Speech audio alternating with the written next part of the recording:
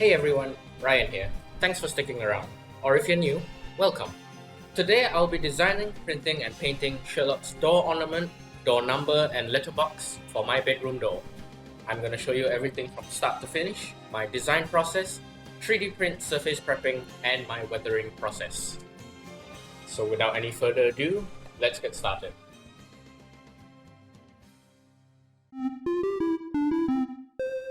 First, I got a good front-facing reference image from a shady fan website and added it to my Fusion 360 workspace as a canvas. After scaling the sketch properly, I then traced out the numbers with the spline tool and extruded it. After that, I began designing the door ornament, by far the hardest part. Using many revolve extrudes, offset paints, and circular patterning, I managed to get a product that, while not 100% faithful, was pretty darn close to the reference. Fortunately for me, the door knocker was pretty symmetrical, so the mirror function saved me a lot of time.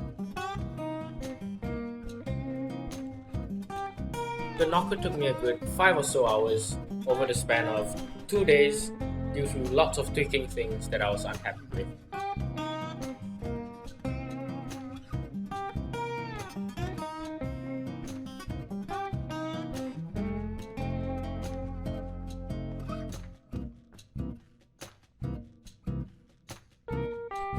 After throwing some hinges on there, I traced out the letterbox and exported all the STLs to my slicer.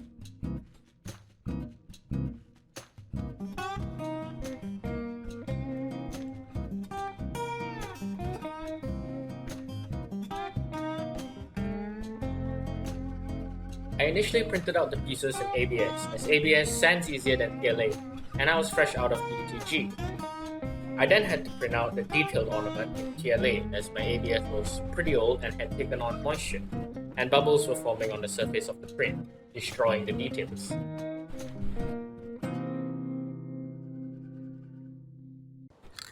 The first thing to do with a 3D print is getting rid of those layer lines. To do that, I first gave all the pieces a few coats of primer. I used a cheap rattle can primer and sprayed on 3 coats, making sure to let it dry between each layer.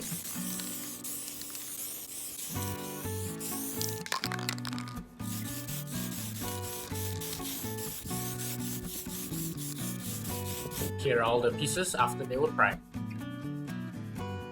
And as usual, after priming, there's sanding. A lot of sanding.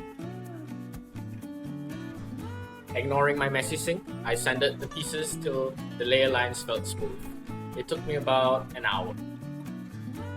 And here's the before and after. As you can see here, the letterbox was in 3 pieces and work needed to be done on it before painting to hide the seam lines. So it's epoxy time.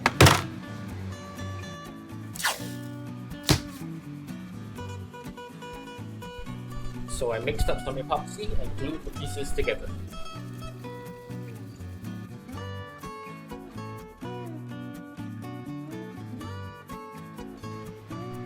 So I then applied some putty to the seam lines, and once that dried, I sanded it smooth.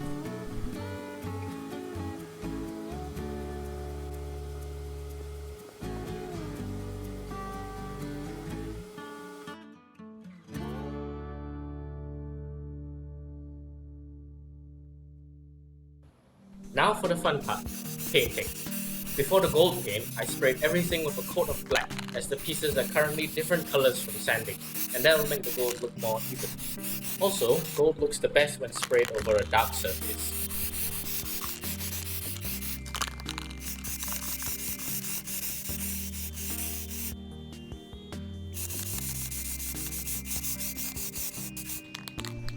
Once the black had dried, I sprayed on the gold, making sure it was a bright sunny day so that the paint would dry fastest.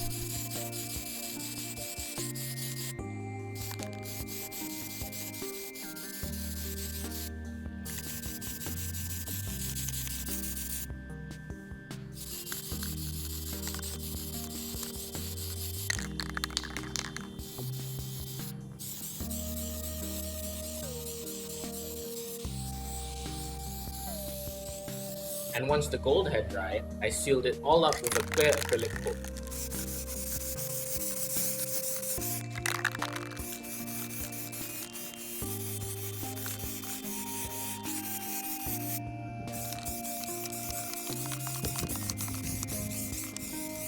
And here are all the pieces, ready to be weathered. To weather the pieces, I will just give everything what's called a wash. I'm using a wash paint, but any heavily thin paint will work. I first messily paint around the grooves and wait for it to naturally settle into low areas that will collect grime in real life. I then wipe off most of the paint, and what's left behind will make the piece look old and give it more contrast.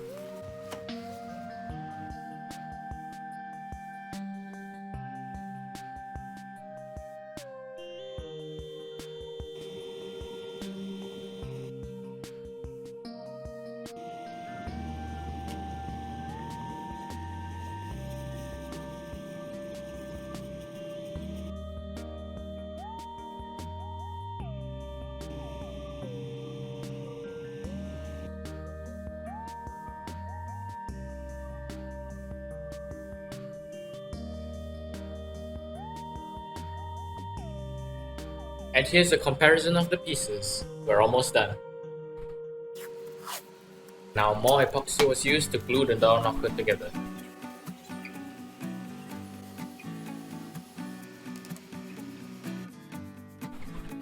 Before I put it on my door, I took some pictures of it in my lightbox because it looks so good. Enjoy.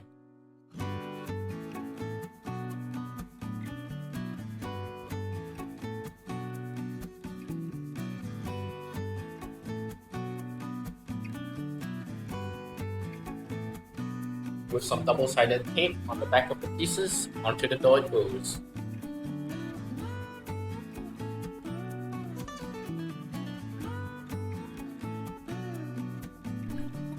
And it's done!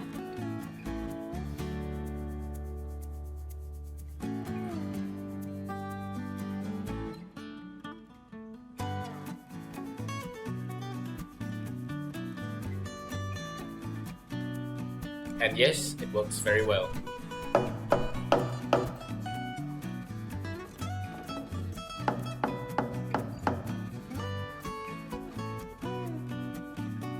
And it's done!